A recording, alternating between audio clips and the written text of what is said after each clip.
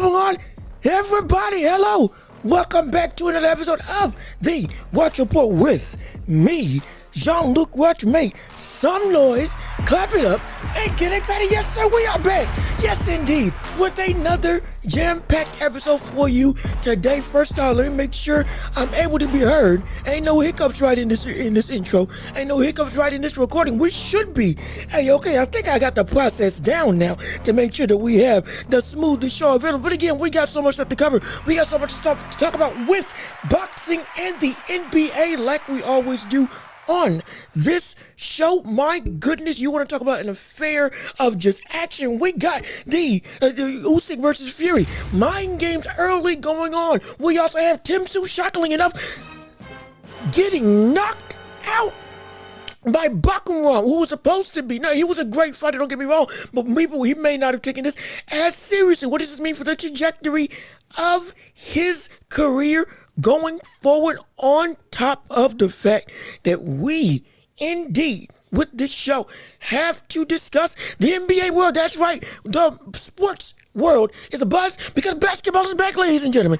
Oh yes, indeed, it is back, it is here, and we are ready to go and achieve the best that we can of this season and talk about storylines galore with the dominating win of the Boston Celtics, with the surprisingly fluid flow of the Los Angeles Lakers and the debut of JJ Redick. Oh, and all that and so much more in the NBA. We got so much stuff to discuss.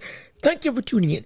Thank you for listening. And please, if you aren't already, or if you haven't already, leave a like on the video. Oh yeah, comment your thoughts and opinions on anything that we talk about in the chat and after the chat. When you go and review this live, okay, we're going to have so many gems, going to have so much fun.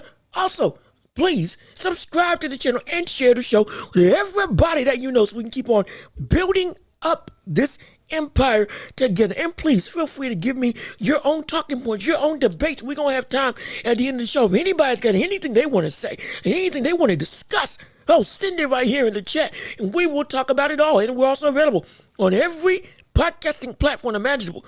We're talking Spotify. We're talking Apple Podcasts. You name it, we're there. And if we're not, we will get there.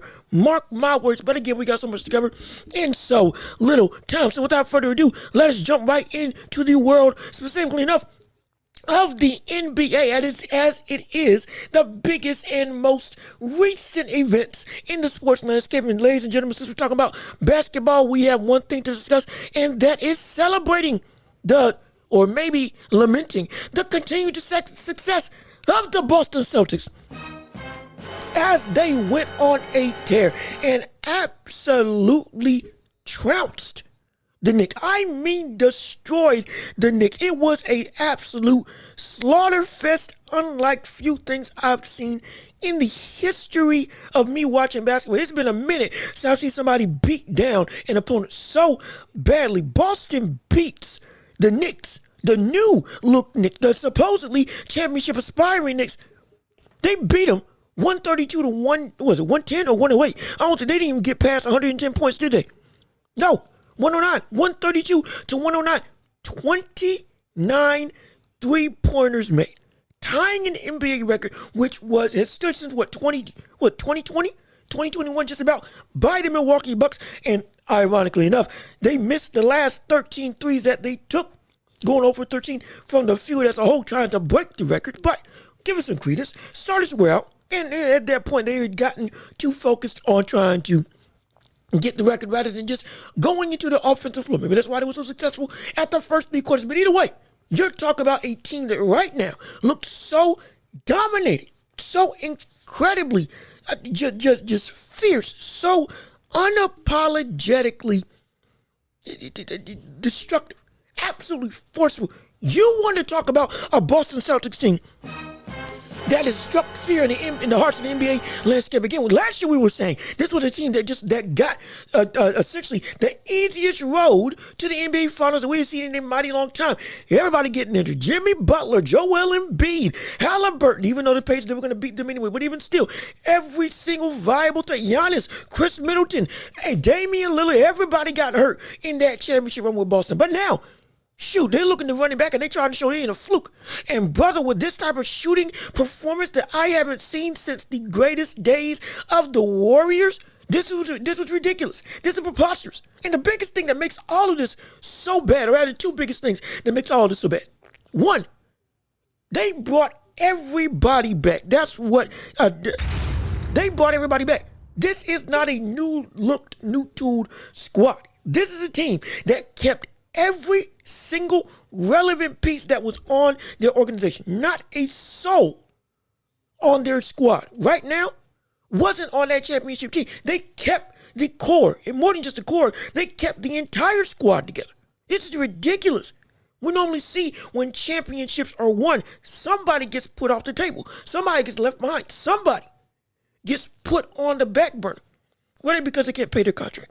Whether because they're asking for too much money. Whether because of the trade that just, hey, it's too good to be true.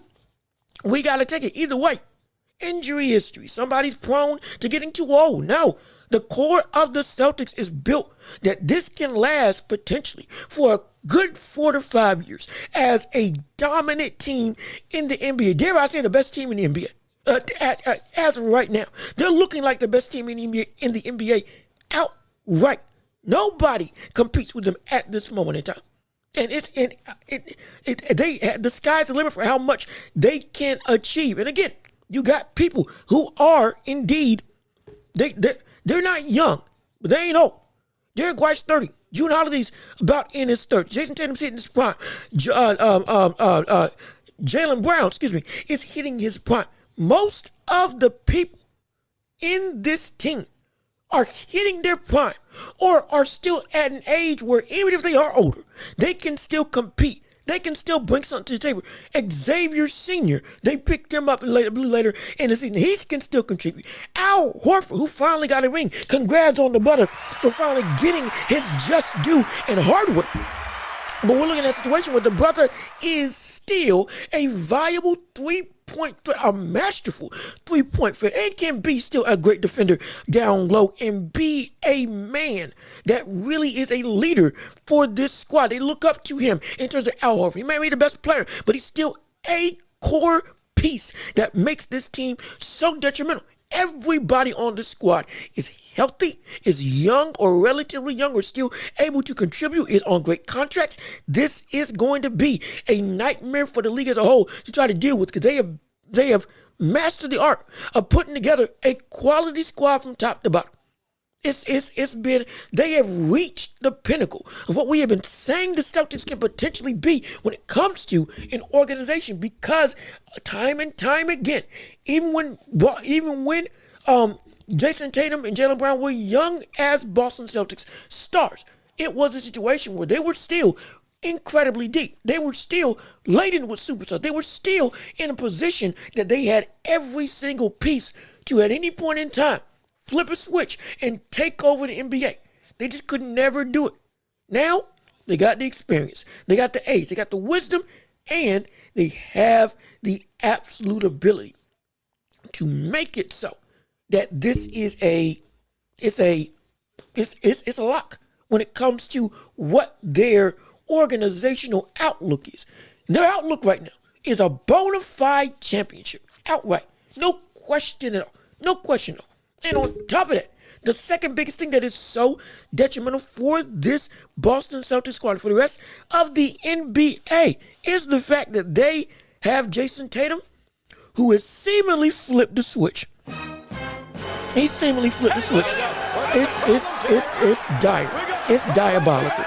It is terrible. It is so incredibly, and I do mean incredibly, bad for the league that we now, and when I mean bad, I mean it's great for the league, but for anybody else competing against Boston, now you got a Jason Tatum who looks completely different. We were talking about how he shrunk in the playoffs, how he shrunk in the finals twice, which he did even though they won. How he shrunk in his ability to succeed when it came to the bigger moments. How he shrunk in the Olympics. People want to talk about how can they let him sit on the bench? Why wasn't he used in the rotation? Well, let's be perfectly honest. Let's not look over the fact that with that revisionist history, it's not going to blind us from the fact that he sucked sucked when he was on the USA squad. He sucked when he got minutes with Steph, with KD, with Anthony Edwards, with LeBron, with Joel. He was not a productive player when it came to scoring.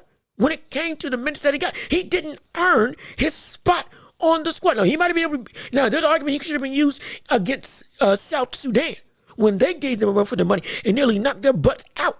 But even still, he was not, in terms of the whole of the USA tenure, he was not great. He did not play great. That's why he didn't get minutes. Yes, he's 6'10", but guess what?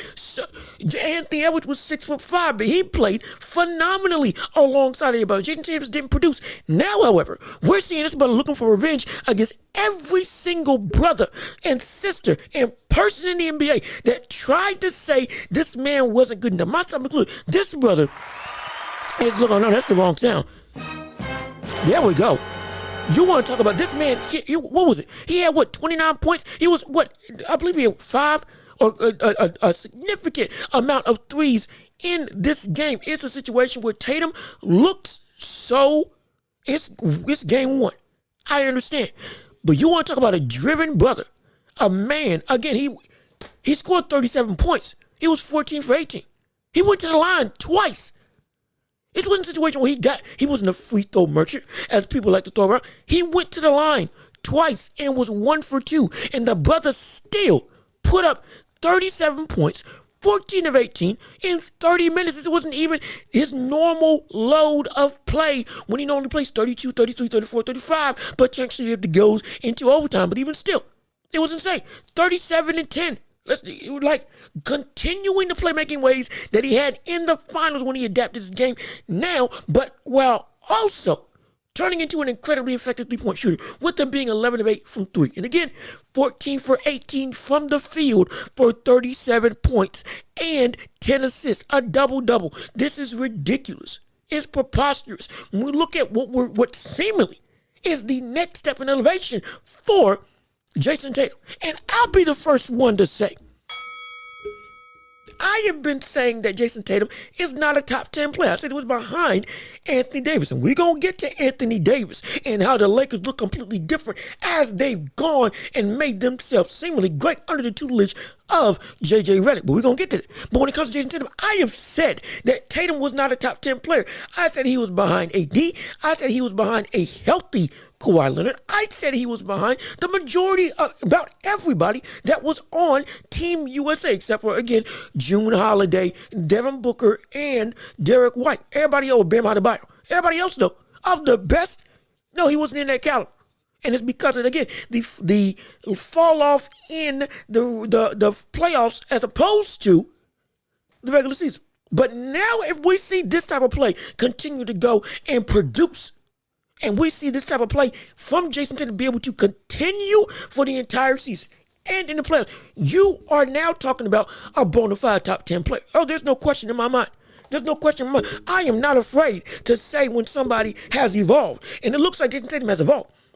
It looks like he's evolved. Evolved with the best of them. Evolved with the best that the world has to offer. And this is he's looking to prove a point. Jason Tatum is looking to make himself etched in the minds of the NBA fans and haters. Anybody want to step in him in the Boston Celtics way? He's looking to step on next. Run through the league. That's what we see from Jason Tatum right now. Again, you can hate him because he's cocky. You can hate him because the brother just has some people say an arrogance about him. You can hate him because of the fact that he, again, went on and quoted every single NBA moment in NBA history when he won the NBA Finals. The brother is essentially a mime because he can't do anything of his own creativity when it comes to making a moment his own. We can go that route, sure. But what you can't go through is what his ability is as a player and what he's done when it comes to making this organization not just a winner, but making himself something something to be feared now in the NBA. Because if he keeps playing like this, he is a top 5 player bona fide. He is going to beat somebody that will be in MVP conversations, full stop. Not just the pseudo ones, because the record is good, but the play is great, but it's not MVP level. No, this is MVP level play. This is top 10 player play. This is top 5 level play. If we're going to be completely honest when it comes to what we expect from somebody in this, with this amount of responsibility and who has been talked about in such high regard. This is what we've been looking for. This is what I've been looking for. This is the exact type of play I have been wanting from Jason Tatum. Everybody keeps saying it's hate that I gave to him. No, I didn't ever say it. It was never hate. It's the fact that he was playing below his ability, consistently falling short of the pedestal that he deservedly was put on, and that's why he shouldn't have gotten the recognition that he was getting in the past. Yes, he was a young star. Yes, he was incredible. Yes, he's one of the futures of the NBA, but at the same time, the brother was not somebody, that was going to be seen continually as a top 10 player due to his fall off and his but his seemingly continued nature of getting outplayed by who else but Jaylen Brown when the bigger moments came. Now, this is perpetual fear that the league has to offer, because now he's playing like a superstar. Now he's playing like somebody who is indeed going to be somebody that the league is going to have to worry about for not just years, but for championship years to come. This is horrifying.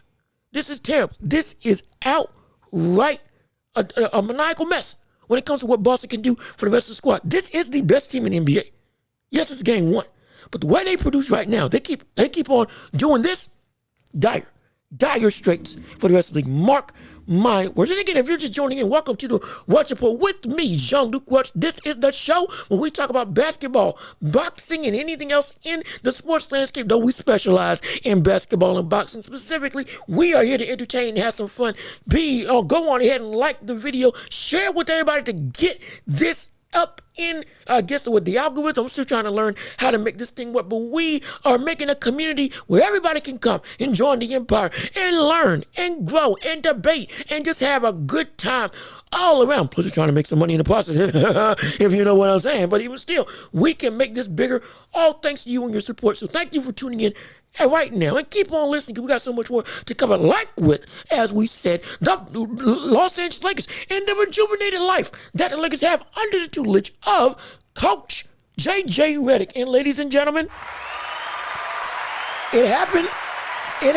My gosh, it happened. We now have a coach in terms of the Lakers that is actually quality.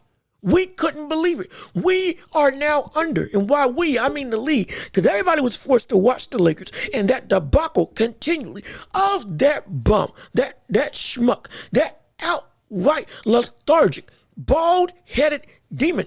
That was Darvin Ham, the absolute lowest of low when it came to a coach that didn't know what he was doing. The utter disregard for basketball life that was Darvin Ham. It was a preposterous thing that we saw what Darvin Ham did with that organization. Yes, they got to a conference finals. Yes, they were able to be successful and get to the playoffs in spite of what seemed like continued fallout every single time they went out on the floor. But even still, they made a way. But it was because of LeBron and AD and the core of that Lakers squad, not because of Darvin Ham. Now that we got Darvin Ham out of there, that absolute, tumultuous, horrible, despicable, terrible, utter abysmal, utter disgrace of our coach, who is now paired with Doc Rivers. And I feel bad for anybody who's a Milwaukee fan right now, because, brother, y'all are in for a rude awakening of how bad he is and how bad Doc Rivers is going to make you all when it comes to Milwaukee. You thought blown leads was a thing of the past, or was just a one-time occurrence.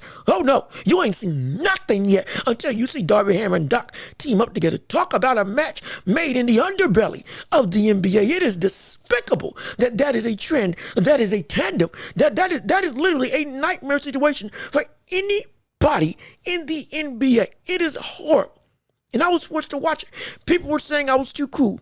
People were saying I was too bad. People were saying I was too harsh on the man that was Darvin Ham with his coaching ability. No, you see now what it looks like when an actual basketball mind with any sort of relative competence is able to actually do something with a talented roster. You see fluidity. You see a ease of offense. You see an identity. You see a team that actually has something to look forward to and something to fall back on when it comes to what they are, who they are, and how they want to play. This is the best thing the Lakers could have got. It's the best thing they could have got. There is no question in my mind, none whatsoever, that this is the best thing that they could have gotten when it comes to making this Los Angeles squad legitimately great, or at least legitimately reach their potential. Because now when we got Boston, well, no, excuse me, not Boston, now that we got LA beating, I can't remember, I was so excited, I can't remember who they played last night. It was incredible. Beating the Timberwolves. Again, with Julius Randle, now subbing in for the Knicks, with Rudy Gobert, with Anthony Edwards, with no McDaniels. Let's see what you can do against a squad that, hey, now they're beatable. It shouldn't be a relatively hard task to show what you can do now with the new identity of J.J. Redick. And they did just fine. They did phenomenal. They were running plays. They were actually revolving around Anthony Davis and letting Anthony Davis be the best player on the floor as the number one option for this team. We have been waiting to see when the shift would happen, when LeBron could finally take a back seat to Anthony Davis as the vocal point for what this team is able to do. Not saying he still can't take over whenever he wants to, as we saw in the Olympics. Him and AD and KD were still on the floor, and LeBron, was the best player that entire Olympics, unequivocally.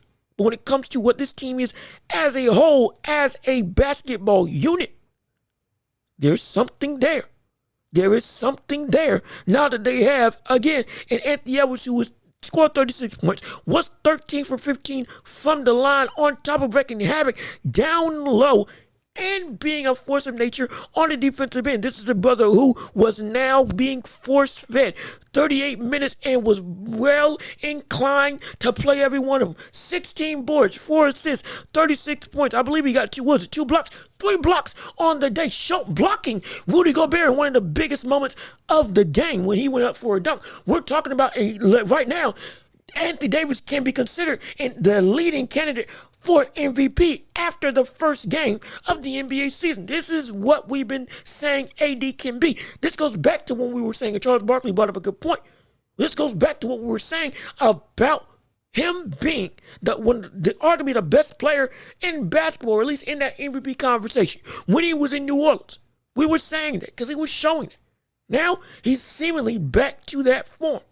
He's got a mid-range jumper, my gosh, which we thought had left him after 2020. He's shooting threes, was 1 for 3 from 3, and was confident in making them, but wasn't doing the stupid thing of taking 6 threes like that bum Darvin Ham was saying that he should do. But it is incredible that we're seeing this when it comes to what J.J. Redick has done for this entire squad. Hachimura was in rhythm. LeBron was 7 and 15, had by his own standards, a menial game, and we felt every vocal moment of the play. D'Angelo Russell was still bad, but even still, it didn't matter. Everybody else there was energy, there was life, there was a feeling of hope. Dare I say, a feeling of we got something special. My gosh, it's like a weight was off the backs of the entire Lakers organization and Lakers fans that were watching. It was like, oh shoot. So this is what we've been missing. He called timeout to J.J. Redick when they were down, or when Minnesota was making a run in a comeback. My gosh, never thought we'd see the day when it comes to watching the Lakers actually do something smart to stop momentum, which again, under Darvin Ham, never happened. Now, you got somebody that can actually see the game and make adjustments. This is simple stuff, at least the way I'm talking about it. It's simple stuff that you would think everybody in the NBA would have the ability to understand and absolutely go in and achieve with the greatest of ease. But no, that's not the case. But with Darvin Ham, it was never the case. Now with J.J. Redick, it feels there is life. There is a level of legitimate success that this team can be in. What I've been saying about this Lakers squad is that they are talented. This is a team that can compete with the best in the NBA, as we have constantly seen countless times, regardless of what the Lakers have done in terms of the terrible starts to the season or whatever the case may be. When it came to playoffs, they were still the hardest test for, at that point in time, the best team in the NBA in the Denver Nuggets consistently, even though they got swept and only won one game in the series afterwards. They were still able to go and put them in the closest nail biters every single time. They were able to get to the Western Conference Finals when it seemed like they had no business being in the playoffs in the first place a couple of years ago. We know this team has the potential, but Darvin Ham was never going to be anybody to bring that out as a bum of a coach, as an absolute terrible, horrible, despicable, outright disgusting wretch when it comes to the NBA. It is abhorrent that he was even in the fact that he's still on the NBA roster as an assistant. It still boggles my mind. Him and Taurean Prince can go on somewhere, because that's the only reason why Taurean Prince was on the Lakers and was on Milwaukee now, because of Darvin Ham. But again, I'll let my disdain for that absolutely terrible man in Darvin Ham, I'll let that go away. Perfectly fine. I'll let it breathe. I'll let it slide. But when it comes to the Lakers right now, this squad looks incredible. And also, we got to talk about what we see in terms of what they can compete with. I'm not saying this is going to be a final squad. I'm not saying this is going to be the best team in the West. What I'm saying is, if this coaching keeps going on, we could see this as legitimately something different in terms of consistent success. Now we could see a team, instead of fighting for a play-in spot, fighting for an 8th seed, fighting for all these late spots, comfortably in 5th or 6th, comfortably, dare I say, in 4th. If they reach their full potential, top 3 in the West. It is possible, if this is the type of play that they're playing. And dare I say, they make one more move in the offseason, like getting the Sharp brother, who was on Dallas, who got let go, as a 7'5" athletic big man who is a great shot blocker and protector. They make that move. Stuff's brewing. Stuff's growing. We have some life. There's some hope. J.J. Redick is changing the dynamic of what this team can be as a whole, because he's actually a basketball mind. We had our doubts. Many people did. But now we see, hey, this isn't a fluke. This isn't a hire that was just done out of a spectacle, out of just moving the media needle. This is a legitimate move to make something great of this Lakers organization. Make them legitimately a force to be reckoned with in the entirety of the NBA. Oh, it's going to be a beautiful thing. I can't wait to see what they do next as Los Angeles continues to unfold. And also, when it comes to LeBron, finally we get to talk about the moment that we've been waiting on. He did it. He achieved what we thought was impossible. Playing long enough to play alongside his own son and legitimately making history. Again, LeBron only played 3 minutes, didn't get back in for the rest of the game, but they put him in when they were up by 10, took him out, let the moment breathe, and then boom, moving on. We know he's not going to get minutes. We know he's not going to take time for him to develop. Perfectly fine. There is attributes of stuff that we can see Bronny James legitimately be useful in. Like with defense, like with energy. And as he learns the game, which we saw from preseason up to now, he went from abysmal to, hey, this brother actually is adapting to what basketball really is on this professional level. This could still be a good move. But again, we're not expecting much. Doesn't change the fact that what we witnessed was something we never thought was possible. Normally players at this age retire and they sit at home with their sons. They watch their son go into the league as they sit on the sideline, not play alongside them while still being, let alone, the best, arguably, top 5 player in the world right now. It's a testament to LeBron's greatness, testament to the moment that he was able to achieve, and the longevity and consistency that allowed for this to actually happen. We will not see something like this again. And it is heartwarming to see this actually take place, especially what we saw with all that Bronny has gone through in his life with the cardiac, I believe it was a heart attack that I believe almost took him out. Thankfully, he was A-OK. Nearly stopped all his basketball hopes and dreams entirely. Then all of a sudden now this is a beautiful thing. That's literally all you can say. It is a beautiful thing to witness. And if this gets even better, and we see Bronny actually become a viable role or a potential legitimate useful tool that the Lakers can use on a continuous night-to-night basis, hey, just ups the chemistry. And if it can't, expectations were already not as great for what he can be. But for what this is, there will be no question. This is one of the greatest things we have seen as the basketball world. We've never seen this, and maybe we'll never will again.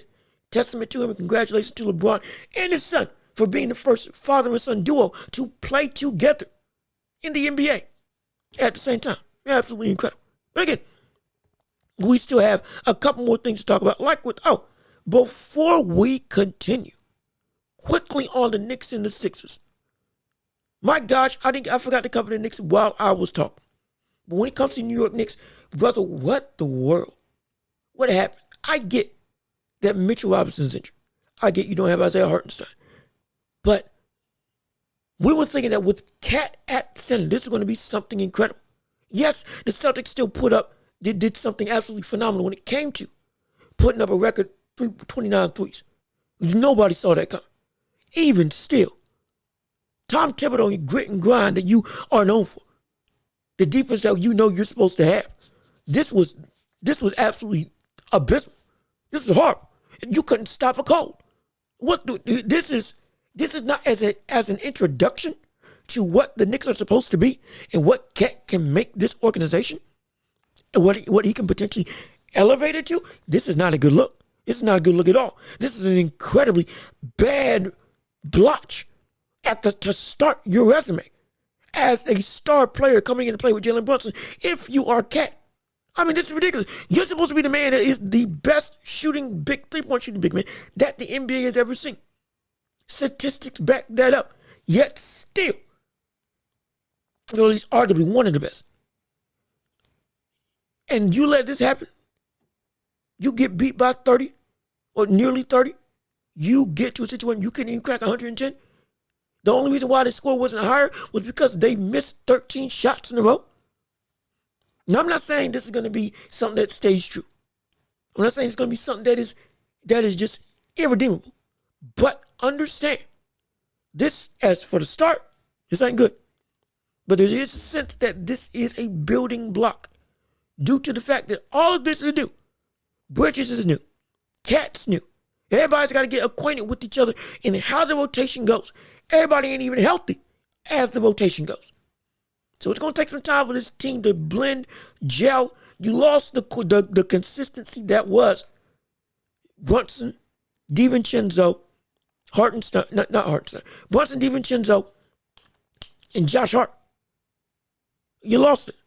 Now, you got to rebuild that level of camaraderie, that comfortability, the understanding what to do and how to do it, how the play styles work with each other, how the floor spacing is going to elevate this offense if it's going to work at all. Where Cat should be, how Cat and Brunson need to go about with their timing in the pick and roll, where Cat likes to operate in the post, whether it's on the high post, which I hope he stops doing at least as much as he does, or down low, which I hope he does more. All of this is going to take some time. Give it some time. Don't overreact. But we could see it get better and better with development, with more games being played. Now, if it's like this by the All-Star break, we got a problem. We have a problem. But until then, again, give it some time to really fester and mold itself into what ultimately will be, what I perceive to be, one of the better teams in the East. Arguably one of the best in the NBA with how they performed last season. This could be something great, or it could be something terrible. We just have to wait and see, in all honesty. And with the 76ers and the Bucks, finally, when it comes to the NBA covering the more new major games in basketball, you saw the biggest reason why Joel Embiid can't not play. This is a travesty. This is a travesty. This is a travesty. This is terrible. You mean to tell me that this Bucks squad, this Sixers squad, opening night, didn't have Joel Embiid, didn't have Paul George, and were actually keeping up with the Bucks first half of the game. After that, though, Tyrese Maxey couldn't do no more. Yeah, he had 25 and 3 assists, 25 and 4 assists, I believe. But They couldn't do no more. What else was there? You're missing your biggest stars. They're supposed to make this team one of the best in the East. And now, one legitimate injury. The other one wants to be healthy but isn't playing the first game of the year. This is the problem. Joel Embiid has already said he doesn't want to play back-to-backs for the rest of the NBA tenure. NBA is already investigating Joel Embiid and the Sixers as a whole for that very statement when it comes to violating player participation policy, which I believe has just started today with their investigation. We are looking at a team right now. If Joel Embiid does not play, this team goes nowhere. If Joel Embiid plays half the games, Joel Embiid still goes nowhere. We've seen this before when players only play half the season, whether by force or by choice, and where it ends up ultimately. Never works. It never works like you want it to. You need, even if you're trying to load manage yourself to be healthy for the regular season, I completely understand with how hurt Joel Embiid has been consistently every single year, just about, even with this MVP season. I understand what he's trying to do. What I don't get though is how he's going about doing it. This is not the way. Especially not for the first game of the year. You need to at least set the tone somewhere. Get comfortable in some capacity. Get a rhythm in some level. You could have played 10 minutes and then sat out. Boom. That's it. Just to get some rub, get some run. You could have done that if you wanted to compose yourself. Next night, go out, play your full 30. Or however many minutes you're normally supposed to. But no, this you can't. As a starter of this team, this is not what you can do. If you don't have a legitimate injury, if you are not hurt, why are you not playing? If anything, just to get your rhythm right, even if you're trying to conserve yourself, there is still a way to play limited minutes and still be on the floor and be viable. We know this. We've seen this. We saw it with LeBron, and LeBron didn't even want that to happen. When, again, under Darvin Ham, they wanted to limit LeBron's minutes to have him healthy. And as we see in, I believe, the Netflix documentary, Starting Five, it was like a bump there. We don't want that at all. This is what we're talking about when it comes to a superstar not playing up to their full potential. And Joel Embiid, in this case, it's not about his play, more so about his lack of availability. And we keep talking about this. There's a difference in being injury prone and just not risking anything at all. This is not what the Sixers need. If this keeps going and we see the Sixers squad continue to meddle and trying to play back and forth, back-to-backs with only one game out of two, consistently having your biggest star, one of the top 5 best players in the NBA, the second best center in the entire league, can't play potentially in a quarter of the games because they're back-to-back, that's a problem. That's amazing. You can't win like that. You can't even get comfortable like that. You can't. This isn't going to work. I don't think this is going to work at all when it comes to what the Sixers can actually be because of this flawed reasoning by Joel Embiid.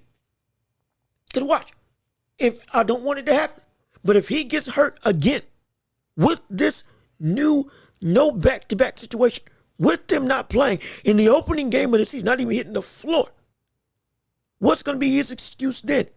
What's going to be said then? Well, what should you do? You just don't play until the playoffs and you hope and pray that you get there? You can't do that.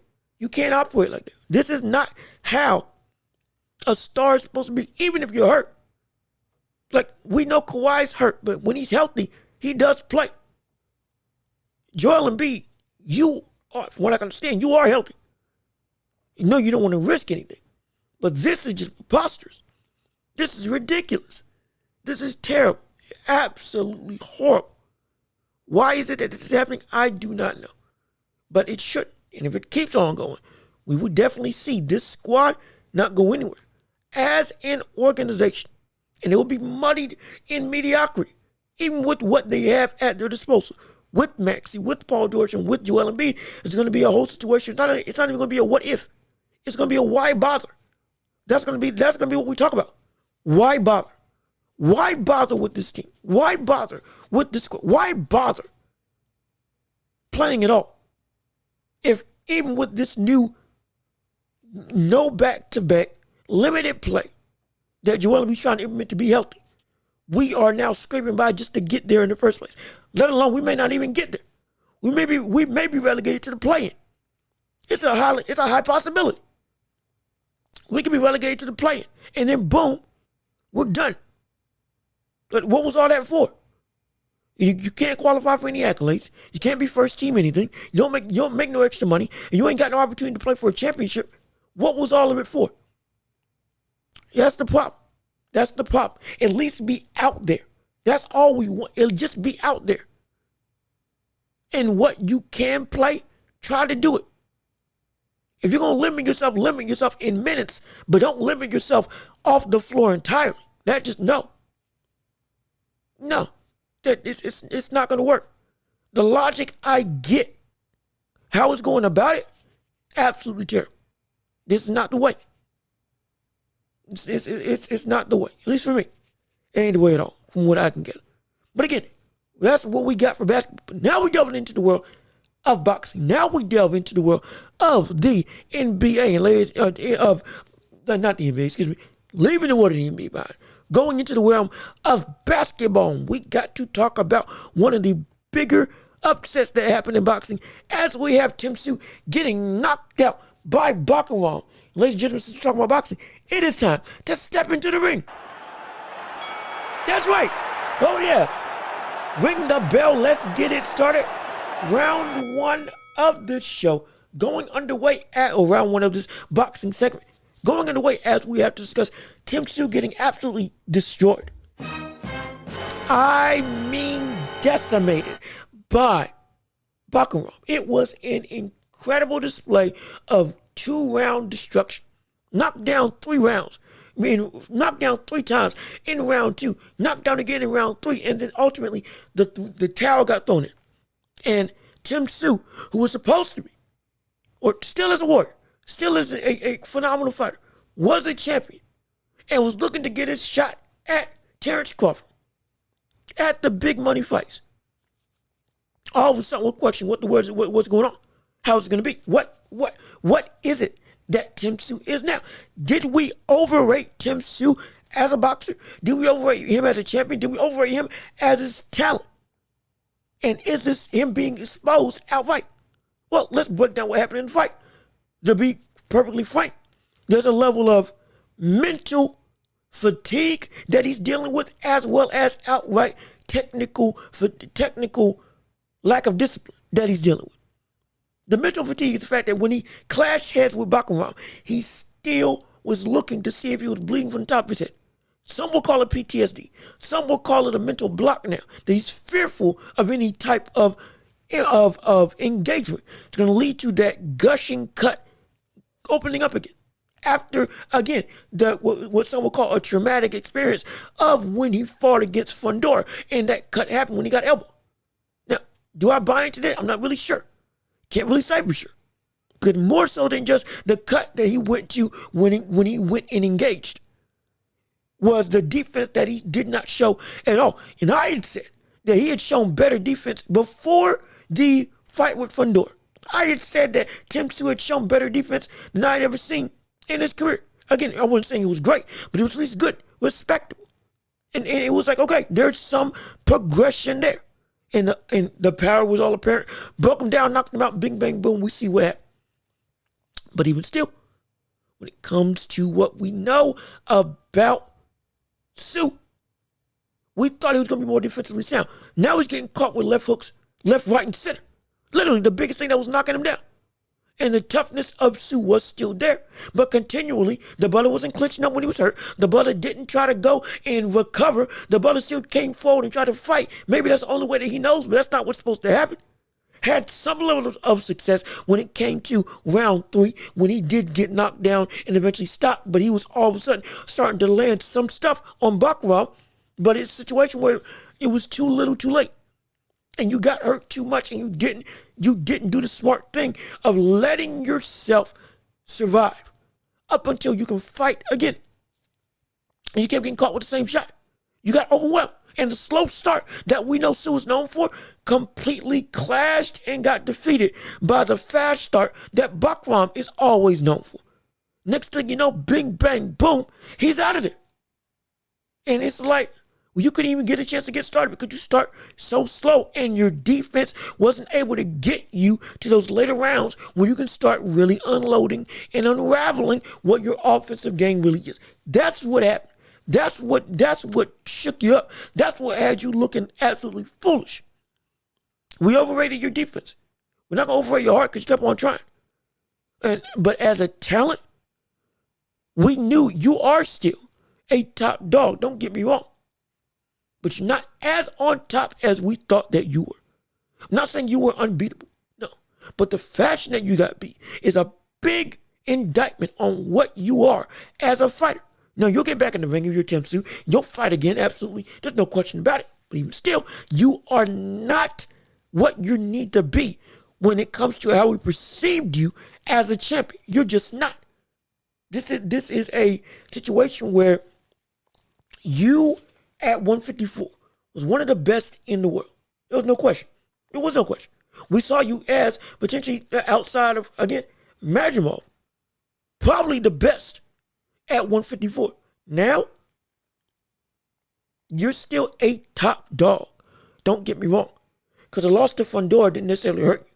Because you were winning that fight up until the cut. And if you didn't get cut, that right hand that you were throwing would have always gotten through like it was getting through and hurting Fundora early on before you couldn't see. But now, this is a different story. This is a different type of defeat. This is a different type of loss.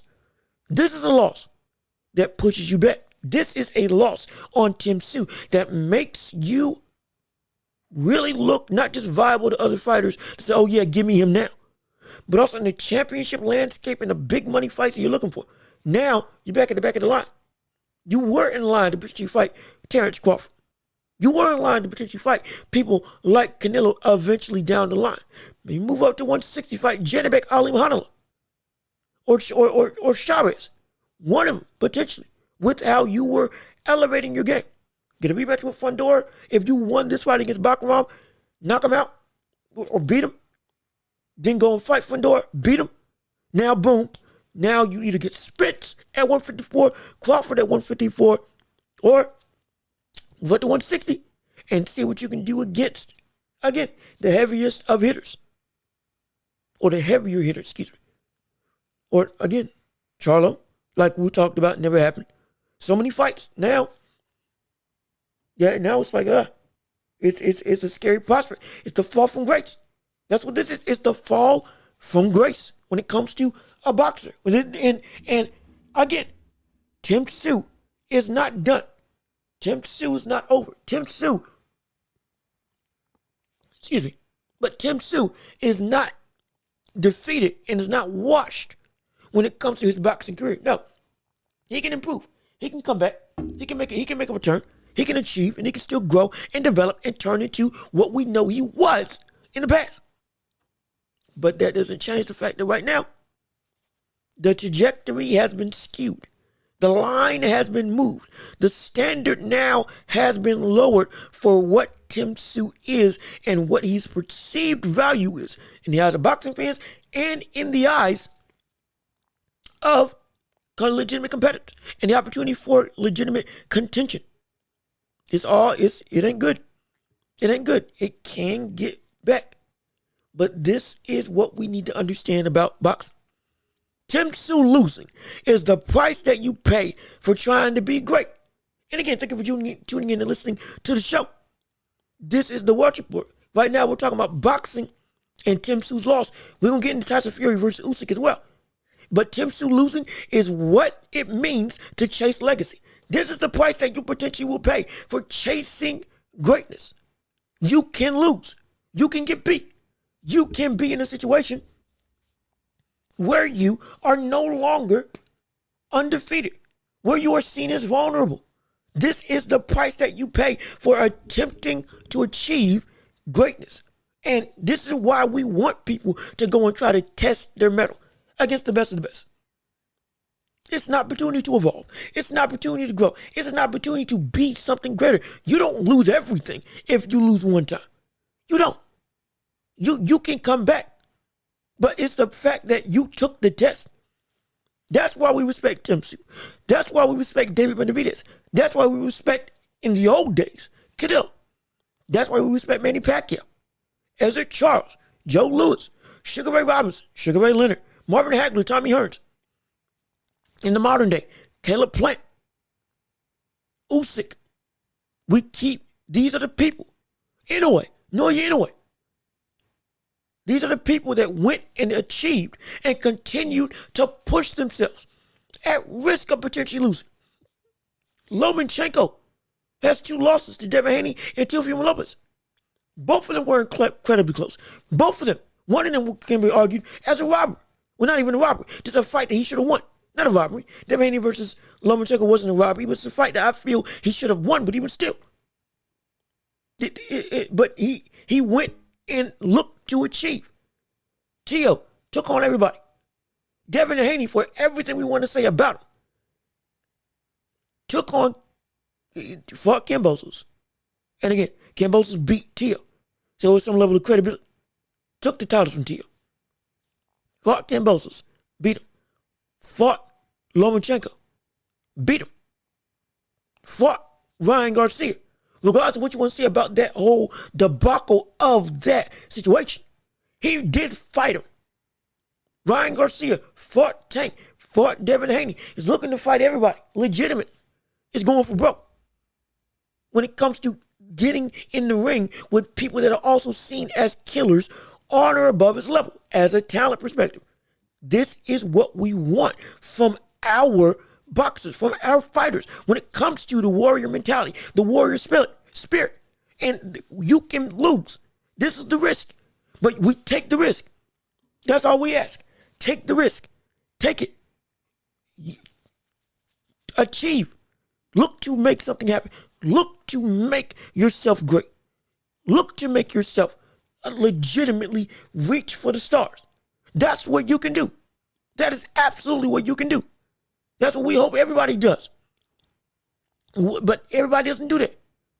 The record being protected is an avenue a lot of boxers go around. And because of that, it makes them it dilutes their legacy. And with people like Tyzu, though he lost, this is what we want from boxing. We want you to take the test. We want to give you your praise. You went out and you tried. You went out against who was seen as potential pushover by a lot of people. Many people didn't even know who Bakwan was. Many people said that Bakwan was a threat that he didn't even need to take at this point in time. But he still took it.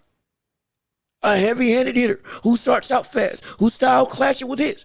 Maybe he overlooked him, maybe not, but even still, we can't say anything about the fact that he did indeed fight him. That is undeniable. It's not debatable. He went and pushed himself against somebody that was seen as high-risk level war. And he lost, but that doesn't mean that he isn't still a great fighter. It just means that now we get to see who else is on that same level. If they can beat you. And what can you do when you come back? This is what we want. This is greatness personified. This is what boxing's about. Take the risk. And Sue took the risk. But the risk of that is that you lose. The risk of legacy is that you don't reach it. But you went for it. And that alone in itself is legacy. If you don't reach for legacy, you still went and tried. That is a legacy in and of itself. And that's what we want from boxing. That's what we want from fighters. That's what we want from everybody in the sport. Whether it's Tank, whether it's modern day Canelo, whether it's David Benavidez, doesn't matter. Everybody, we want this. So we can get a clear testament of who fought who. And we can put this generation of boxing in its rightful place in the annals of history as a whole, because we knew nobody ran from anybody. Everybody went and tested themselves against everybody. We give everybody the utmost respect because they went and fought everybody that they could win, lose, or draw. That's why we love the 70s and 80s of boxing. That's why we love the 20s and 30s. when it comes to talking about the greats of the past. But I'm not sure if they were around at this point in time, but even still, of the older eras, like, again, Ezra Charles, George Doe Walcox, Joe Louis, like I've already said earlier, Joe Frazier, George Foreman, Ali, keep going down with Willie Pep, Napoleon Loche, Roberto Duran. There's so many names of the past and of the past that we can talk about that did this. And that's why we hold them in such high regard. Because everybody was seen as everybody that was the competitive pool was a lot bigger in terms of active, legitimate talent. Not just because more people fought in the sport, but because everybody had to fight everybody. And so everybody's got wins and losses somewhere against somebody. So it wasn't just a situation where everybody was just one person outclassed everybody, and then the gap is a muddled thing. There may have been one person that rose above, but after that, it was, my gosh, can Charles beat Walcox? Can we see Marciano take out even an old Joe Louis? Jake LaMotta versus Sugar Ray Robinson, 8 times? What, 6 or 8 times? We every single era had this level of continued testing for everybody, which is why we don't disparage everybody of the older eras. We don't. We see, because we see everybody took the test. Times were different. Times were not the same. The reason why they had to take that test was not the same. Money wasn't the same. Living wasn't the same. Whether it was segregation, whether it was racism, whatever the case may be, all of that wasn't the same.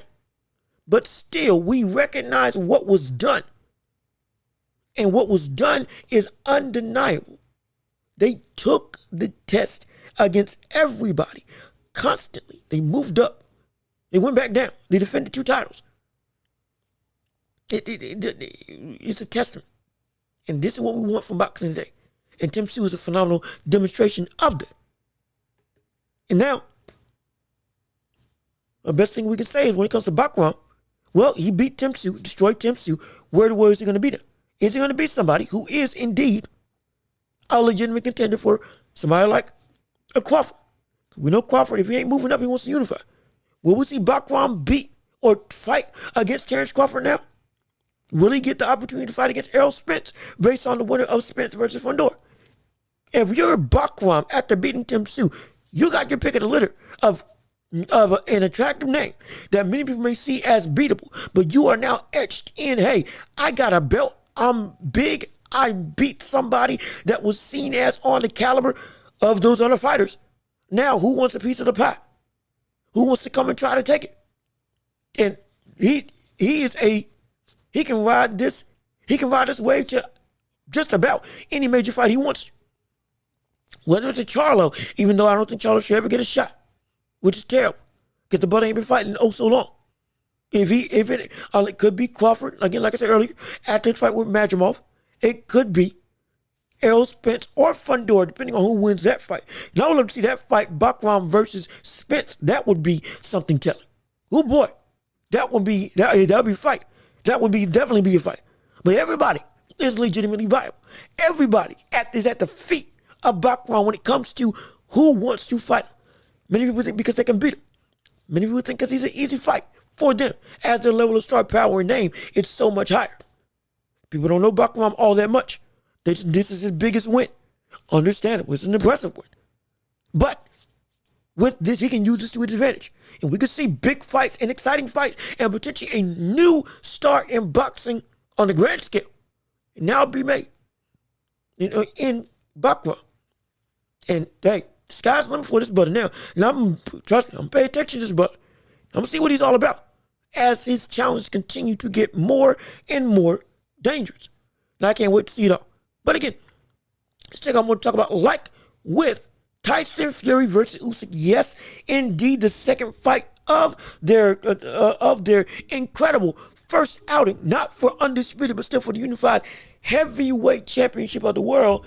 And now we get the first press conference of the year or of the tenure of this essentially regime when it comes to the build up for the rematch. And there is a questioning air about Tyson Fury. Yes, indeed. Oh, yeah. Oh, yeah. Oh, you better believe it. We have never seen Tyson Fury look the way that he looked. You want to talk about a man in trouble. You want to talk about a man in trouble? You want to talk about a man who's concerned? You want to talk about a man in Tyson Fury who legitimately looks completely different than any other fight we have ever seen him. I'm talking about from physical perspective. I'm talking about from him and his mental state, his body language. It is not the same at all going and facing off against Usyk again. Normally the brother's loud. The brother's talking. He's brash. He's media friendly. The brother can sell anything by himself. He's done it in the past. All of a sudden, now, docile, not necessarily as jovial. He ain't speaking with the same confidence that he spoke of in the past. Doesn't have the same bravado that he had in the past. Doesn't have the same level of outright control that we know he's had in the past. It's an insane thing. It's preposterous almost to witnesses. We never expected to have somebody like Tyson Fury relegated to this level of legitimate concern against any man, regardless of who he's facing the ring, even against Wilder, who was the most dangerous puncher at that point in time that boxing had in today. It was preposterous. It was ridiculous. And then you got Usyk strolling in, legitimately looking like Agent 47 from the video game, if you play video games. Bald head, bald face, suitcase and all, gloves, tie, again, an assassin. Usyk the Assassin. Actually, hey, hold on. That's got a good ring to it. Usyk the Assassin. That is a phenomenal name. Shoot. Hey, you want to get me on marketing. You want to talk about a legitimate, a marketable standpoint. That's phenomenal. But when it comes to Usyk, the brother walked in like a killer and walked out like a confident killer and had Fury legitimately looking concerned, looking like just, you know what? Here's the biggest thing. Excuse me while I take a drink. But what happened? Who was it? If you watch a channel, Showbiz the Adult, I believe some other channels may have pointed this out as well, but he's the one I can remember. Showbiz the Adult also pointed this out. He looked uncomfortable when it come to being in the presence of Usyk. Legitimately. He looked very much out of sorts. Very much almost, dare I say, small when he went to face off against Usyk. Tyson Fury, when he went up against Usyk, looked so uncomfortable when he went up to that face-to-face. He looked uncomfortable when Usyk came over to him and gave him that picture to sign of him knocking down Tyson Fury. Two of them. That was what was inside that suitcase of his. He looked so uncomfortable. It was incredible. We'd never seen Tyson Fury look so small ever in his career. It's preposterous. This is the dominating presence of Usyk. And again, Showbiz the Adult, YouTube creator, phenomenal boxing analyst, he pointed this out. I didn't notice it. But yeah, he looked small. He looked like he didn't want to be anywhere near the vicinity. And when he got out of it, when he went to the press box to go do an interview about the fight with Sugar Hill, his trainer, all of a sudden, hey, he's talking, he's walking, he's jovial, he's jumping up and down in terms of the energy. Oh, it's back. But it was different. It was different. You know what it was? Conqueror's hockey. We've talked about this before.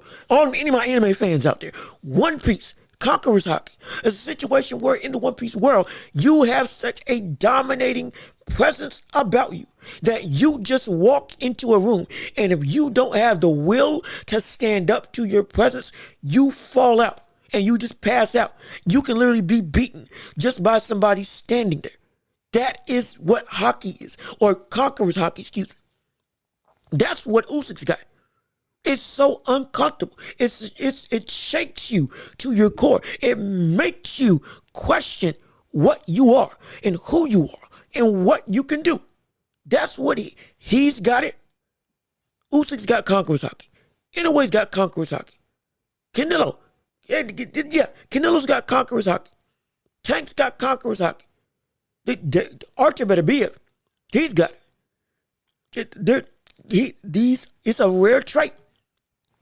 But if you've got it, you see it in your opponent. And that's what he's got. It's an incredible way just to walk into a room and make everybody understand, oh, this is the man. This is the guy. Tyson Fury had it against everybody else. He clashed with it against Wilder. He had it against Klitschko. He had control against every other opponent. Was always able to shake him up in some way, shape, or form. All of a sudden now, with Usyk simply saying one-word answers. Yes, no, and what people call the nuanced, weird nature that Usyk is. All of a sudden now, Tyson Fury is losing the mental game. Tyson Fury is losing the mental battle. Arguably the biggest battlefield in boxing. The mental state. Tyson Fury's losing. I've never seen this. Never in my life. And I'm talking about in all facets. Again, he beat depression, Tyson Fury. He beat 400 pounds, Tyson Fury. He beat suicide, Tyson Fury. He beat all of this. He beat it all. Mentally, I thought this man was unbreakable. All of a sudden, there's a chink in the armor. All of a sudden, there is a crack in what we thought was an impenetrable shield. There is there's a splinter within the all-encompassing bubble that is the mind of Tyson Fury. Never expected it. Never. This is somebody who has faced off against in terms of the heavyweight division, some of the scariest men in history. Has overcome so much, and yet still, all of a sudden, this 6'3", 245 pound, to some days 223 pound heavyweight, who we call a middleweight, who we call too small, who we call so many names. This is the man that has you out, because he's got your number, and you know it, and now you can't get over it. You cannot get over that. And now it's a situation where, because of that win, and him overcoming everything that you normally throw out to your opponent, and they win, and they succeed with, you can't get over it. All of a sudden, everything that you normally would use that would have worked on everybody else, it didn't work. And because it didn't work, brother, you go, oh, there's a problem. Ooh, there's a problem. And you are now fighting not just within the mind of Usyk, and fighting against the conqueror's hockey that is Usyk in his presence. But now you're fighting your own. You're fighting your own mind. You're fighting your own confidence. You're fighting your own ability. Now, I'm not trying to say that all of a sudden you've lost everything about you. No, I'm not saying that. What I am saying is there is a sense about Tyson Fury that he is no longer the same mentally unshakable man that is so confident in what he can be, that has so much control in any given situation against every fighter, from press conference to the fight itself. It was always that sense of Tyson Fury is Tyson Fury. You are not Tyson Fury. Now, Tyson Fury is still Tyson Fury. We're not looking at his opponent saying, and you are not Tyson Fury. Now we're looking at Fury and saying, you are Tyson Fury, yeah, but you're not Usyk. And that's a completely different state of mind. It's completely different. And it makes people,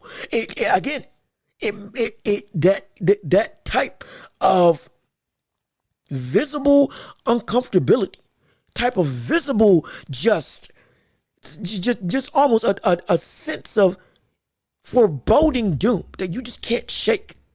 It does something to a person. It does. And with Fury, he's never experienced that up until now. There's something that I wasn't able to get over. And with other fighters, we've seen that, hey, I'm more fiery than ever. We don't see that with Fury. Well, at least as of right now. Again, it's early press conference. But right now, we don't see it. Listen, Craig Williams, Butter, what's up? And thanks for coming back to the show. Yes, indeed. Hey. We're glad that you came through. Yeah, this is great. Let's see. Fury gets stopped this time. You know what? There's an argument that he might. Craig Williams. Fury gets stopped this time. This is a legitimate argument that it may happen. It absolutely may happen. This is a situation where, he could beat. He could beat outright. He could actually get stopped. Because the biggest thing that he had, and again, we're going to break down the fight more so later on in the month. Don't get me wrong. We will. But we could see Usyk knock out Fury due to the fact that the biggest thing that Fury was able to have success with that nearly took out Usyk was the fact he got hurt. He got hurt with an uppercut. The uppercuts of Fury were getting to Usyk on top of the body attack. More so, the most damaging thing was the uppercuts that Fury was landing under the guard, or through the guard of Usyk. Now, that may not happen. We saw him mid-fight adapt to that and up the pressure. Now, if we see that Fury again can't can't overcome the second half pressure that Usyk brings to the table. Again, one of the best, second half stretches, one of the best second half runners in boxing right now. He already gives you so much in the first half of the fight. Next half, though, the brother comes out, he's a different animal. Different level of aggression, different level of outright pop, and different level of intensity. It's just different. That's what Usyk brings, and that's what Fury could not take. Now, Fury he's at a crossroads of, hey, if that happens again, what can I do? Because I could not get out the way last time. I could not weave out the way last time. I could not keep him off me. And the biggest weapon that got me to be successful, what happened? It got nullified after the third time it landed. And we didn't see that uppercut land for the rest of the fight. And again, it wobbled Usyk. It hurt Usyk. It nearly was the beginning of the end for Usyk. It was. I remember that incredibly. I remember that absolutely when it came to Usyk getting hurt in the fight. But it's a situation where I don't think Fury's going to be able to have that same level of success. Question is, what is going to be Fury's adaptability? What is going to be the change that he makes? We've seen him make changes every time out. We saw him change against Fury. We saw him change and adapt against Otto Wallin. We saw him change and adapt against Cunningham when he first got knocked down in his career. We saw him change and adapt versus Klitschko. What is the adaptation that we can see Fury making? It can't be gaining weight. It can't be losing weight. Is it punching power? Again, relative to weight. Is it footwork? You can't outmove him. Your jab got nullified eventually. Your uppercut got taken away. The body attack that you were doing, maybe that's what does it. Maybe that's what turns this fight around. Going to the body more deliberately. But again, if you go to the body and you get lazy again, or you get lax in judgment again, you potentially are going to have another situation of round 7, or it's going to be of round 9, when you got knocked down and almost knocked out. It could be that all over again. I don't know. I'd have to think, but I'm like, yeah, it may be that we see Fury get knocked out this time. And there is no end of the count. We could see Usyk stop him. We could see Usyk stop him outright. I'm not saying it's going to happen, but I'm saying it could. We could see Usyk stop Tyson Fury. You are absolutely right, Craig Williams. There is no question that this is a possibility. Because without that uppercut, without the ability to land the punch that did hurt Usyk, which he, again, nullified mid-fight, unless you go to the body and attack where he hates, there's nowhere else, there's nothing else he can do. There's nothing else he can do. I don't know what he can do. I genuinely don't know what he's going to do, what he's going to do to adapt. Like I said before, or like I just said, we saw him adapt against every single other opponent. Cunningham, out Wilder 3 times. Boxed him to a draw, gained weight, came forward, fought him, kept the weight, came forward again, knocked him out. Knocked him out twice, actually. And again, it was incredible. But I don't know what adjustment he can make to this. Because Usyk's got better footwork. Usyk's faster. Usyk got enough pop to actually hurt you. And you know it now. And he's got enough chin to take your power and keep on trucking.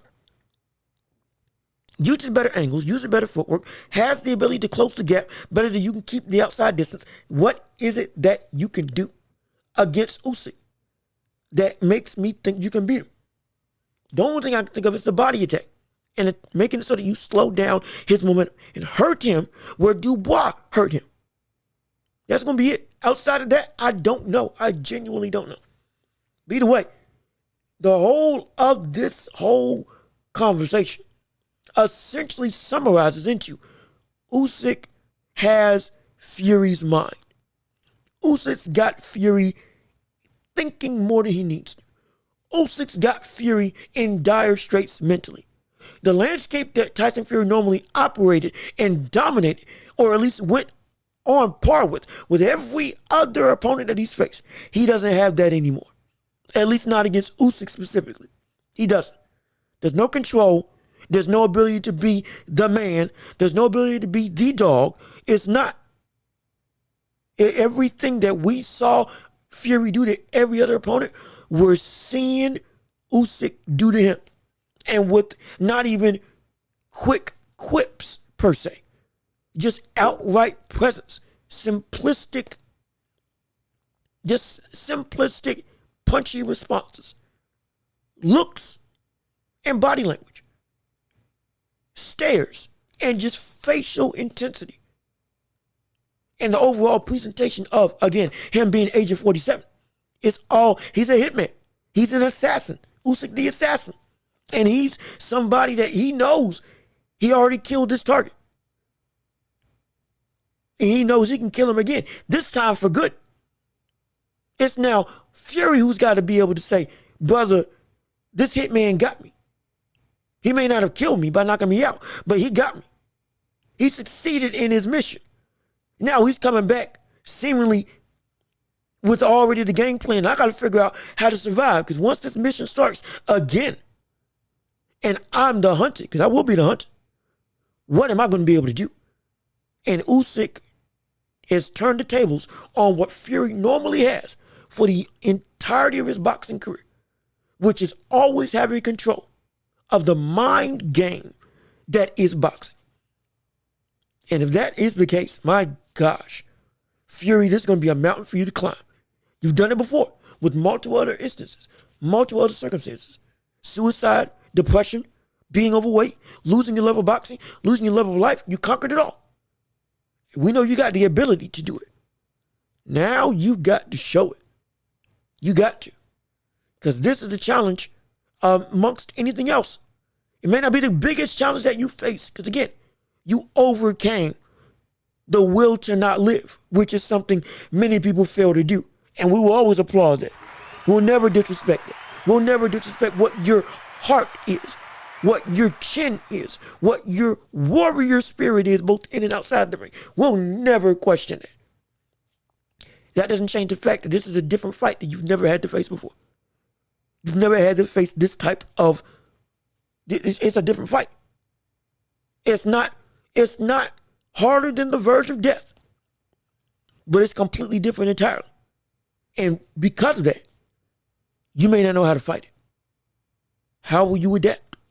That's the biggest question. That's what we're going to be asking. But with all that being said, does anybody have anything else to say they want to comment on? Questions, concerns about the NBA, about boxing? You want to talk about Terrence Crawford? You want to talk about Inoue? You want to talk about Tank? Do you want to talk about in the NBA, LeBron, and what the Lakers can potentially be? How the Boston Celtics are going to dominate the league? Will we see the Knicks come back? There's so much stuff that we've discussed. We can talk about the Timberwolves. We can talk about DeJounte Murray and him being injured for the Pelicans. Does that hurt their chances at being or reaching the zenith of their ability as a potential playoff upsetting team? Also, we got Lonzo Ball coming back into the NBA. There's so much to discuss. Anybody got anything they want to say? Oh, yeah. Speak now or forever hold your peace. Comment down below. And if you can, go on, leave a like on the video to keep on getting more people to tune into the show. Because we are open book, baby. We can talk about anything and everything. We are here for your viewing pleasure. We're trying to build a community, and the community is always open for anybody to join in on this empire. Let's see. Craig Williams will win, lose, or draw. I still want to see Fury versus Joshua. How do you think that fight goes? Now, this is interesting. This is interesting. Craig Williams, thank you for commenting. And again, I'm trying to get something to where I can highlight the comments and put it on the screen up here. We're going to figure out how that works. It's probably why the thing was why the stream was late earlier today. But even still, how that fight goes with Fury and Joshua, if it comes about. That is a very good question, actually. Oh boy. I think it would be that Fury wins. I think Fury wins. Fury wins this fight. Fury wins that fight versus Anthony Joshua. And it's not because Joshua doesn't have the power. It's not because Joshua doesn't have the ability to go and box with him. No, brother, what's up? How you doing? What's going on? Mappy, again, I'm so sorry. I'm not trying to not pronounce your name. But what's going on, brother? Thanks for joining in and returning to the Welch Report. Yes, indeed. Go and leave a like if you can and share it with everybody that you know. But right now, we're answering Craig Williams' question of whether or not Tyson Fury can beat Anthony Joshua if that fight does happen after the Usyk versus Fury rematch. And that fight, in my opinion, I think Fury wins it. Because at this stage, we have seen Joshua beat two types of ways. We've seen him outboxed, and we've seen him mauled and knocked out. And I mean knocked out flush. And we've seen Tyson Fury beat most opponents, both ways. Whether it was Cunningham, who he tried to box, and then he got knocked down, and he turned into a brawl and knocked him out late. Whether it was against Wilder, who he tried to box and got knocked down. But then what happened? Next fight, he went and brawled, and what happened? He knocked him out, and then knocked him out again by brawling, while still being a better boxer. So we're looking at a situation where there's no way, in my opinion, that I can see Anthony Joshua winning. Because we've already stated, here's what you have to understand when it comes to Anthony Joshua. And we've talked about this before. We talked about this before. When it comes to Anthony Joshua versus Fury. And again, thank you for joining in on the show. We are looking at a man in Tyson Fury who can beat Joshua both ways that Joshua got beat. And Joshua is somebody not just has been beaten both ways, but now, I've talked about this, has disconnected his boxing style. He cannot, from what we saw against Daniel Dubois, he can't box if he's brawling. And if he's brawling, he can't box if he's brawling. And if he can't do both. We saw it when he tried to, Jermaine Franklin, for example. When he fought against Jermaine Franklin in the tune-ups to get to what we saw with Dubois. Phenomenal boxer, throwing out the jab, doing everything technically right. But then he wouldn't go for broke when we knew, okay, he's got this brother beat. Now you can unload your hands without relatively any trouble. We saw that. We got a semblance of he's going to blend both styles when he went and fought against, who was it? Ottawa Link. And it was like, okay, hey, boxed him, came in, was aggressive, was confident in his abilities. Seemed like he put it together. Against Francis Ngannou, really looked like he put it together. Now against Dubois, what happened? The defense wasn't there at all. The technical ability wasn't there. But he went for it. He was confident. The brother tried to land the right hand. He was unshakable in his willingness to trust his physical abilities. But then the fundamental stuff fell by the wayside. He can't blend the two together. Just like Joe Joyce. Joe Joyce can't blend offense and defense together. Anthony Joshua can't blend boxing and brawling together. Tyson Fury can. Because of that, there's no way that I can see Fury not beating AJ. It's not. I think if he beats him on points, he outboxes him clean. If he beats him by KO, he knocks him out. Because he catches him. That's what I see. And I know AJ can knock out Fury, absolutely. But the issue is, what AJ are we gonna get? Because here's the thing, Craig, in my pie, answer me this or question this, if you want. If we saw the same Tyson Fury that we saw fight against Usyk, fight against the AJ that we just saw against Dubois, what's going to be the result? That's the question. That's the question. That's the question. That is the outright question. If we saw Daniel Dubois, if we saw the AJ that fought and got beat by Dubois, fight against the fight against the Fury that we saw lost to Usyk, who do you think's winning that fight? And it's wholeheartedly Fury. It's wholeheartedly Fury. And I can't, at one point in time, it was indeed a legitimate question. Could the power of AJ and the boxing ability of AJ be enough to actually get and keep down Fury? Because Wilder had the power. Oh, yes, he did. But the brother didn't have the boxing ability. And that's what failed him. Terrible technical boxer.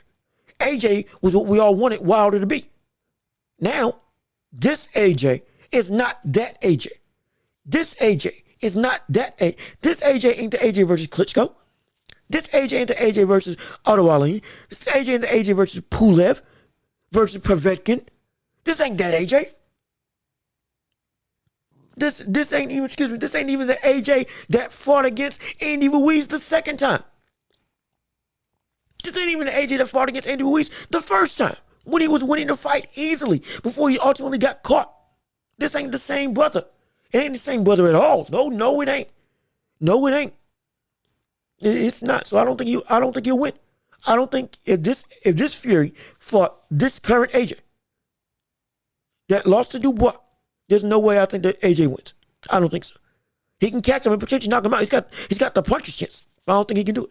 I don't think he can do it. Let's see. Do you think the reason AJ? Let's see. Mapai, do you think the reason of AJ loss is a weak opposition in the last of these fights?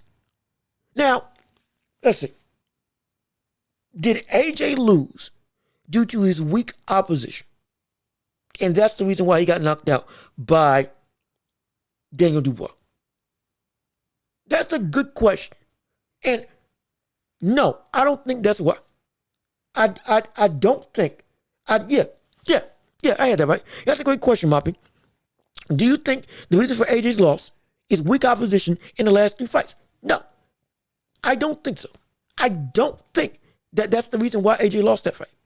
AJ lost to Dubois not because of the fights that he took in the past, but because of the willing neglect of what he had built up during those 3 fights.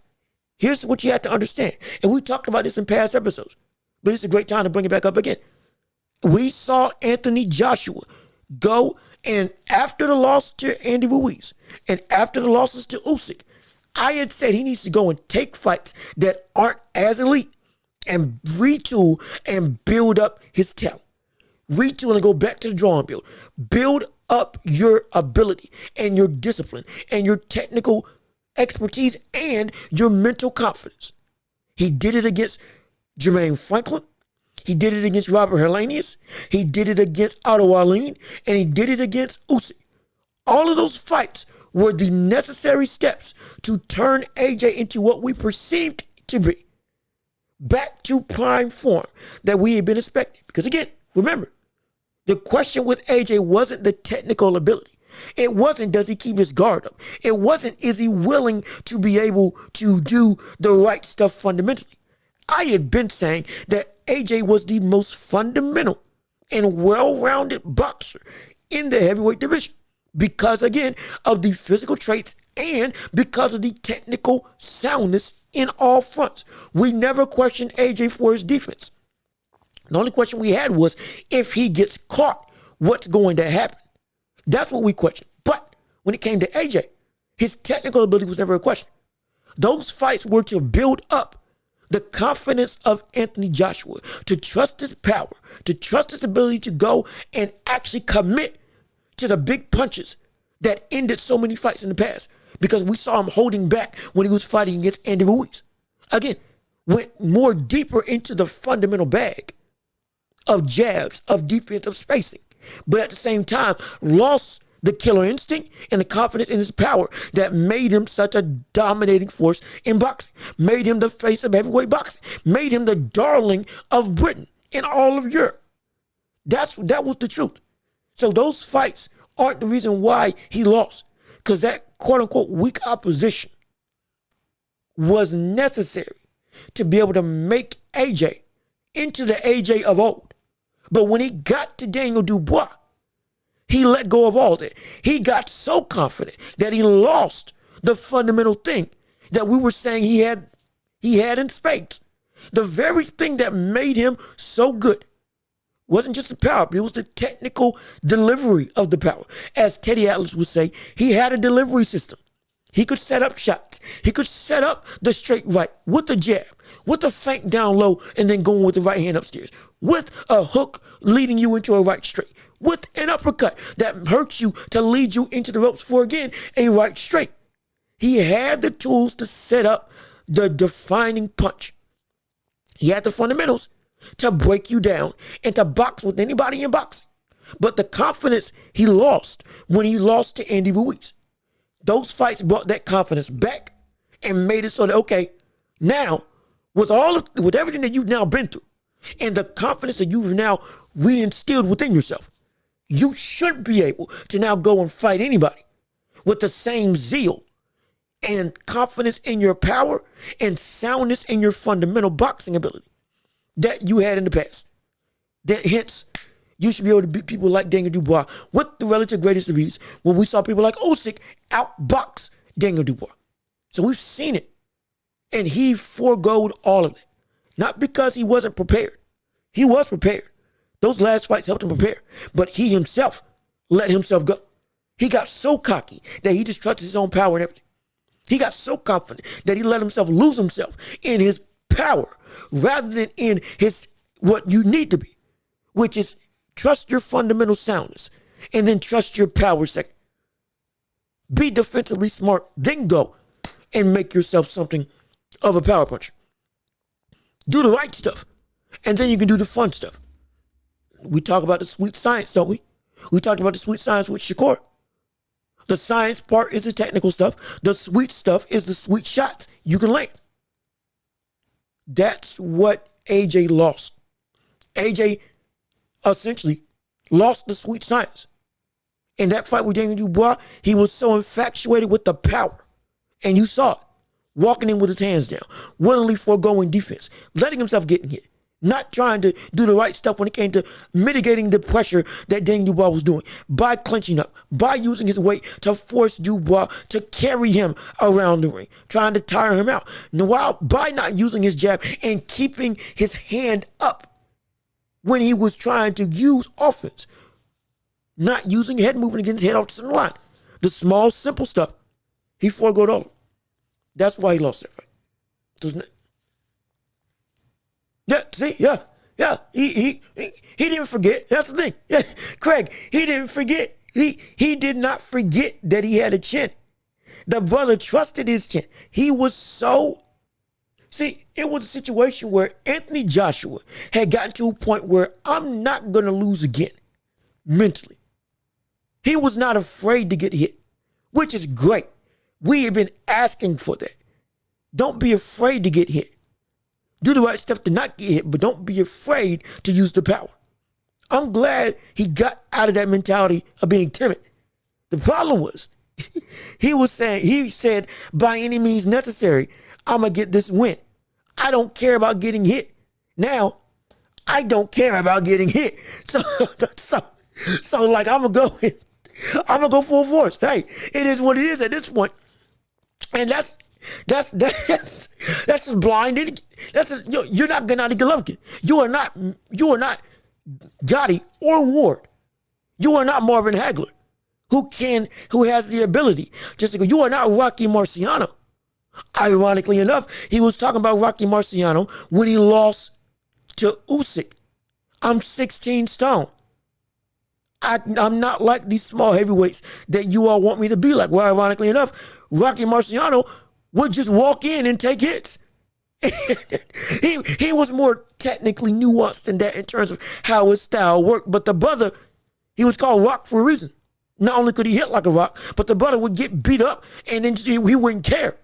That's like, you're not him. You are not like the heavyweights of old because of that very reason. So yeah, but the brother, he didn't forget that he didn't have a chin. The brother didn't care because he was like, I'm not, can't nothing touch me now. I'm so confident, can't nothing touch me. Can't nothing get to me no more. So he was blinded. That's what he was. He was blinded by his essentially confidence and power. He was blinded by being confident in himself. He was so absolute at that stage in his career, after knocking out Ngannou, who had taken Tyson Fury the distance. He was so like, he had it. He had it. He had it, and he knew he had it in terms of can't nobody in the world beat me, which is great. But if you let that confidence overshadow the technical fundamental aspects of boxing, you will at some point in time, you will get checked like we saw with Daniel Dubois. It didn't happen. He showed a lot of heart. And he kept getting, see, and that's the thing. And you know what, Craig, I'm so glad. I'm so glad you're here. And brother, if we had more people in the chat, this would be a great conversation that everybody would have some opinions on. Because I tell you what, there are many people that do not understand that the heart of a champion isn't just when you're a champion, but the heart of a champion comes when you go and how you live your life and how you fight. And with AJ, just like with other boxers, like with Devin Haney, as much as we got to say about him, there is no question in my mind that they have the heart of a champion because both of them, AJ got up continually. AJ never, until he literally got put down, and I mean cold clock knocked out, the brother never stopped trying. The brother never stopped moving. The brother never stopped having faith in what he can do. He turned, you want to be perfectly honest? You want to be perfectly honest. The brother turned into Deontay Wilder. Let's be perfectly honest.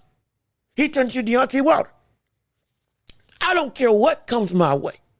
I'm landing this right hand. I'm going out on my shield. Either I'm going out or you going out. But I ain't gonna stop for nothing. We can't say anything about the heart of AJ now. We can't say nothing. Ain't no quitting him no more.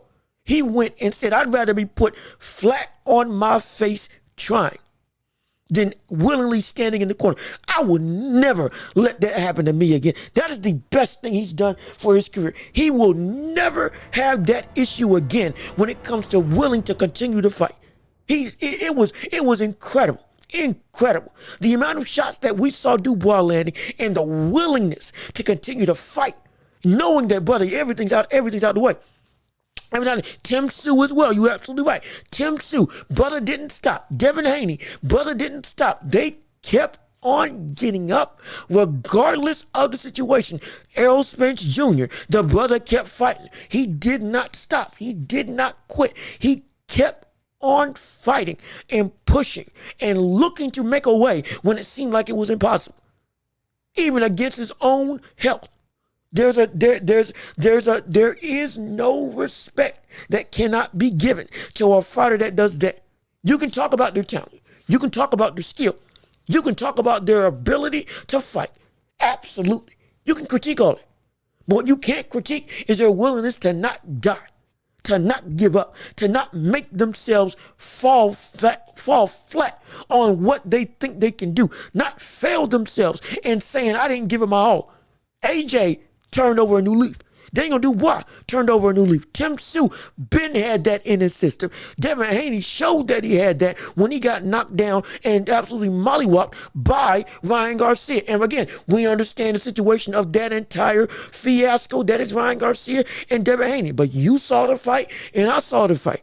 Even drugs or not, the brother was getting beat and the brother did not stop. The brother kept on trying. There's nothing we can say. There's nothing. It's a testament. And fans need to start recognizing that the heart and getting up is what makes it like you can't teach that. You can't teach that. You can't teach not giving up. You got to have it in you. It's got to be instilled. You got to make a conscious effort in your mind to say, I'm going to do what I can to the best of my ability. You've got to. You have to. It's nothing that a coach can teach you about that. Nothing. When I get if you just get knocked out in cold clock and you're just out. Hey, that's different. But I'm talking about if you get buzzed and you come back to consciousness and you got to make a decision to get up or not. And it's like, it's the hardest thing in the world. But if you can make that climb, if you can come back, like we've seen with Fury and countless other fighters in the past, it's a testament. And we will never disrespect it. We'll never disrespect Dick and Deep. And I don't care what we say about AJ, what we say about Devin Haney, what we say about Tyson Fury, what we say about Tim Tszyu. We'll never disrespect. Never. You will never hear that from me. I will never not break that down. I will never not say that won't happen. I will never not give them the props that is due. That's it. Can you break down Morrell and Benavidez when you get a chance? And you know what?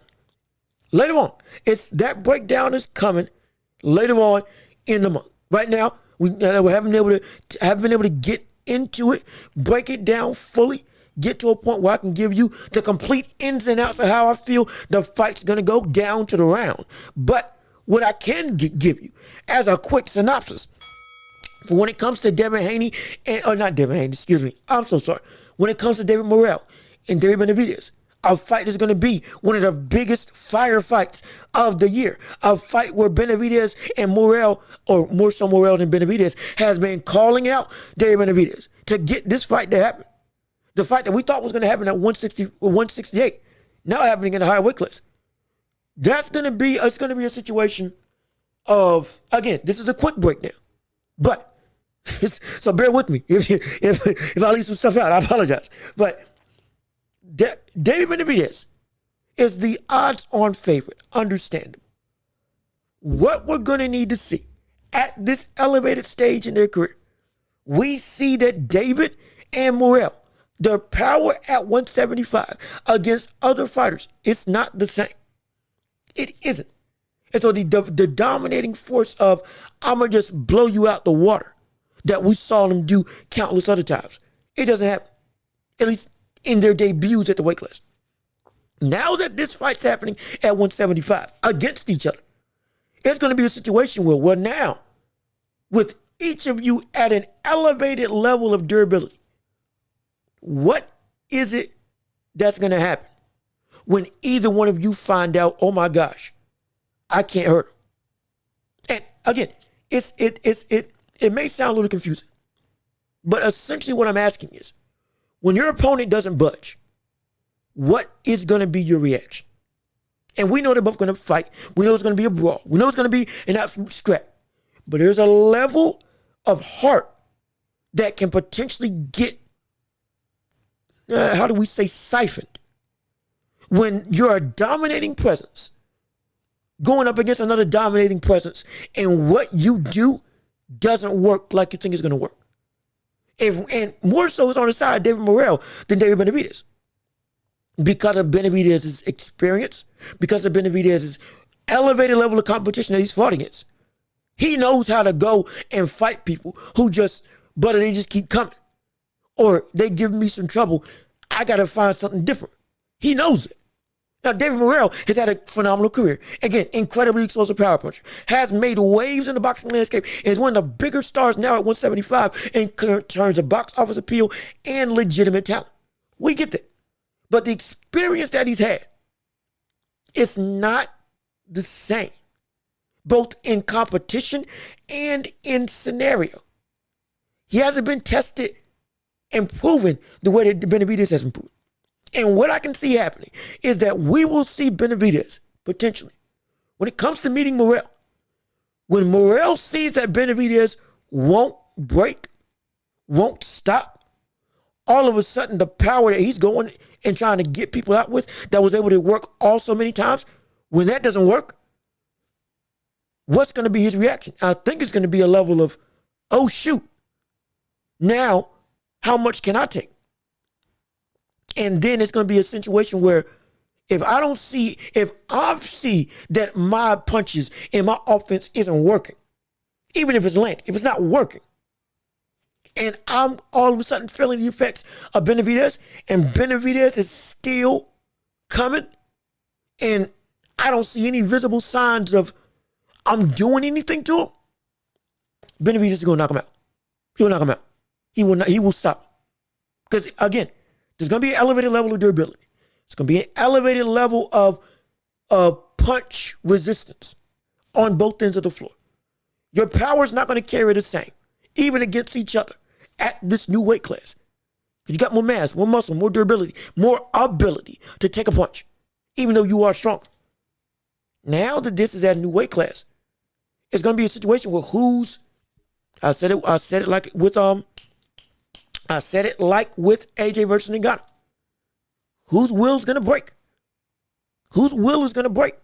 And I think it's going to be David Morrell's because of his inability or lack of experience, rather, to understand how to adapt when you have a guy that doesn't bend, but is doing damage to you. So this is like the last fight. Last fight that Morrell fought, it was a situation where he was still winning comfortably. It just the knockout power wasn't coming, but was coming back at him. While it was decent. Don't get me wrong. It was like, okay, yeah, I got this. Now, when it came to David Benavidez fought a former champion in Gvozdyk. Benavidez fought Gvozdyk, who was beating Artur Beterbiev, and then get stopped to about the 11th or 12th round, but was up on the cards against that brother. And he went, and you saw him getting bruised up. You saw Benavidez taking hits. You saw Benavidez going in, for the first 4 or 5 rounds, just like it's done with David Benavidez. Combination punching, constant flurries of shots, going top of the head, bottom of the body, hooking around the guard, using his speed and aggression. When he saw that didn't work, what happened? We saw Benavidez go into a defensive bag that I hadn't seen him before. Slipping and moving, cross guard, high guard, ducking down like Joe Frazier. Using you cutting off the ring, but still being defensively safe. We had never seen David Benavidez defend to that level and adapt to be able to, the damage ain't working and stuff is starting to come back at me. I know what I need to do. And he went into that bag that we had never seen him do from a defensive perspective. Again, we had never seen Benavidez as a technical boxer or dominantly seen as a technical boxer. Let me rephrase that. The powers were everybody vaunted and rightfully so. But the ability of Benavidez, it was there. But he didn't use it nearly as much as we saw against Gvozdyk. Because he had to. And all of a sudden now, he's gonna be, you saw what happened. You didn't see that with Morrell. You didn't see that with Morrell in his debut. You didn't see that with Morrell when he moved up to 175. He kept the same level of offense. He just tried harder, but he didn't adapt and change. Thank you. Okay. Craig, what's up? Appreciate you coming through. Get back to work. I'll try to do the content the best I can. But again, since you out, I think we about done. I think we covered just about everything. Unless anybody else got something to say. Have a great afternoon, Craig, and everybody else who commented on the show. And please, if you are still watching, leave a like on the video. Get the algorithm up, and let's get this empire globally known for everybody around the world. And everybody, if anybody's got anything else they want to say, absolutely. The floor is open. We still got some time. We're running up on 2 hours. I can do this for 3, 4, 5. We can go through this for days. I'm perfectly fine. Just tell me what you want to talk about, and we'll get it rolling. But if there's nothing else for people to say, then ladies and gentlemen, I guess it's time to conclude this episode and come to an end. And this is now, or this has been, another episode of The Welch Report with me, Jean-Luc Welch. Yes, indeed. Thank you for another phenomenal episode. We're building stuff. We're building foundations. We're trying to get the time right for when they actually start this show. But again, we've had a phenomenal time. Got to talk about the NBA. Got to talk about boxing. We still got more to cover as the world of sports continues to evolve and go roll around. But this is the place to be. This is your hub. This is the greatest show and all the globe to get all your news, all your facts, all your opinions and debates for whatever you want to talk about in the sports landscape. But again, without further ado, I've been Jean-Luc Welch. Y'all have been wonderful. Peace and love. We are out of here. Yes, indeed. We gone. We done. Ooh, boy. I'm having fun. Be safe. Have a phenomenal weekend. Like the video. Share it with everybody. Put everybody on the show. And we'll be back next week talking more about the world of sports.